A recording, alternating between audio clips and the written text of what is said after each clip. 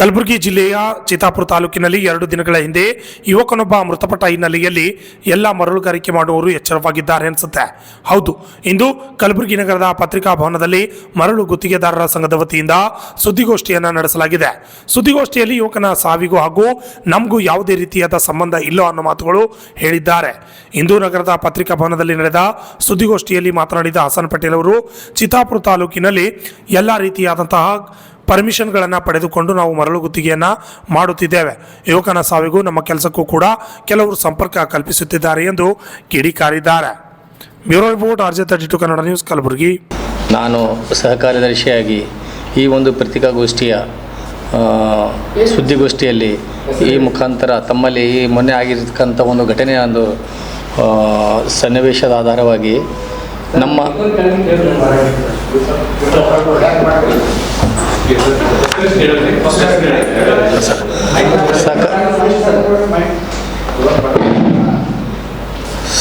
ನಾನು ಜಿಲ್ಲಾ ಮರಳು ಗಣಿಗಾರಿಕೆ ಗುತ್ತಿಗೆದಾರ ಸಹಕಾರ್ಯದರ್ಶಿ ಹಸನ್ ಪಟೇಲ್ ಮತ್ತು ಮರಳು ಗಣಿಗಾರಿಕೆಯ ಒಂದು ಗುತ್ತಿಗೆದಾರನಾಗಿದ್ದು ಮೊನ್ನೆ ನಡೆದ ಈ ಒಂದು ಅನಾಹುತದಿಂದ ನಮ್ಮ ಒಂದು ಮರಳು ಗುತ್ತಿಗೆದಾರರ ಒಂದು ಮೇಲಿನ ಅಪವಾದವನ್ನು ಈ ಪತ್ರಿಕಾ ಮುಖಾಂತರ ನಾನು ಆ ಅಪವಾದಕ್ಕೆ ತದ್ವಿರುದ್ಧವಾಗಿ ನಾವು ಯಾವುದೇ ರೀತಿಯ ಮರಳು ಗಣಿಗಾರಿಕೆಯಲ್ಲಿ ಅಕ್ರಮವಾಗಿ ಮಾಡುತ್ತಿಲ್ಲ. ಸರ್ಕಾರದಿಂದ ಈ ಹಿಂದೆ ಸಾರ್ವಜನಿಕರ ಹಿತದೃಷ್ಟಿಯಿಂದ ಕಡಿಮೆ ದರದಲ್ಲಿ ಕಡಿಮೆ ಬೆಲೆಯಲ್ಲಿ ಮರಳು ಲಭ್ಯವಾಗಬೇಕೆಂಬ ಹಿತದೃಷ್ಟಿಯಿಂದ ಸರ್ಕಾರವು ಹೊಸ ಮರಳು ನೀತಿ ಜಾರಿ ಮಾಡಿ ಸಾರ್ವಜನಿಕರಿಗೆ ಕಡಿಮೆ ದರದಲ್ಲಿ ಮರಳು ಲಭ್ಯವಾಗುವ ದೃಷ್ಟಿಯಿಂದ 25ರಿಂದ 30 ಸಾವಿರ ರೂಪಾಯಿಗೆ ಪ್ರತಿ ಟಿಪ್ಪರಿಗೆ ಲಭ್ಯವಾಗಿರುತ್ತದೆ ಎಂದು ಸರ್ಕಾರ ಒಂದು ಹೊಸ ನೀತಿಯಿಂದ ಸಾರ್ವಜನಿಕರಿಗೆ ಲಭ್ಯವಾಗ್ತಾ ಇದೆ. ಕಳೆದ ವರ್ಷ ಇದೇ ರೀತಿ ದೂರುದಾರರು ಯಾವುದೇ ಆಧಾರವಿಲ್ಲದೆ ಆಧಾರವಿಲ್ಲದೆ ದೂರಿನ ಮೇರೆಗೆ ತಡೆ ಹಿಡಿದಾಗ ಕೇವಲ ಒಂದೇ ಒಂದು ತಿಂಗಳಿನಲ್ಲಿ ಪ್ರತಿ ಟಿಪ್ಪರಿಗೆ 25,000 ರೂಪಾಯಿಗೆ ಸಿಗತಕ್ಕಂಥ ಒಂದು ಮರಳನ್ನು 80,000ರಿಂದ 1 ಲಕ್ಷದವರೆಗೆ ಮರಳು ಮಾರಾಟವಾಗಿದ್ದುದು ಇದು ಉದಾಹರಣೆಯಾಗಿದೆ. ಪಟ್ಟ ಜಮೀನಿನಲ್ಲಿ ಅನುಮತಿ ನೀಡಿದ್ದರಿಂದ ಸಾಮಾನ್ಯ ಜನರಿಗೆ ಕಡಿಮೆ ದರದಲ್ಲಿ ಮರಳು ಲಭ್ಯವಾಗುವುದಲ್ಲದೆ ಸರ್ಕಾರಕ್ಕೆ ಕೂಡ ರಾಜಧನ ಸಂದಾಯವಾಗುತ್ತದೆ.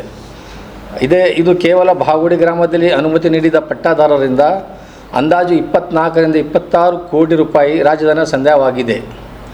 ಮತ್ತು ಸಕ್ರಮವಾಗಿ ನಡೆಯುತ್ತಿರುವ ಮರಳು ಗಣಿಗಾರಿಕೆಯನ್ನು ಮಾಹಿತಿ ಪಡೆದುಕೊಳ್ಳದೆ ಅಕ್ರಮ ಎಂದು ಹೇಳಿಕೆ ನೀಡುತ್ತಿರುವ ಕೆಲವು ರಾಜಕೀಯ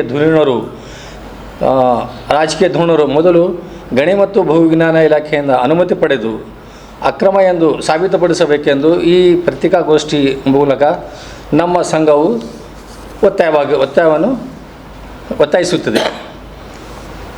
ಅದೇ ರೀತಿ ನಾವು ಅಲ್ಲಿ ಅಕ್ರಮವಾಗಿ ಯಾವುದೇ ರೀತಿ ಚಟುವಟಿಕೆ ನಡೆದಿದ್ದಲ್ಲಿ ಪೊಲೀಸ್ ಇಲಾಖೆ ಆಗಲಿ ಅಥವಾ ಗಣಿ ಮತ್ತು ಭೂವಿಜ್ಞಾನ ಇಲಾಖೆಯಿಂದ ಅಕ್ರಮವಾಗಿ ಚಟುವಟಿಕೆ ಯಾವ ರೀತಿ ನಡೆದಿತ್ತು ಅದೇ ರೀತಿ ಅದಕ್ಕಾಗಿ ಅವರು ಗಾಡಿಗಳನ್ನು ತಡೆದು ಅದಕ್ಕೆ ದಂಡವನ್ನು ವಿಧಿಸಿರುತ್ತಾರೆ. ಯಾವುದೇ ರೀತಿಯ ಅಕ್ರಮ ನಡೆಯಲಿಕ್ಕೆ ಇಲಾಖೆ ಆಗಲಿ ಪೊಲೀಸ್ ಇಲಾಖೆಗೆ ಸಹಕಾರ ನೀಡುತ್ತಿಲ್ಲ.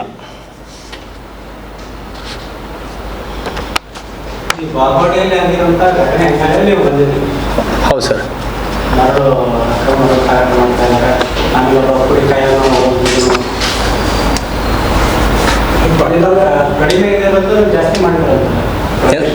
ಏನು ಸರ್?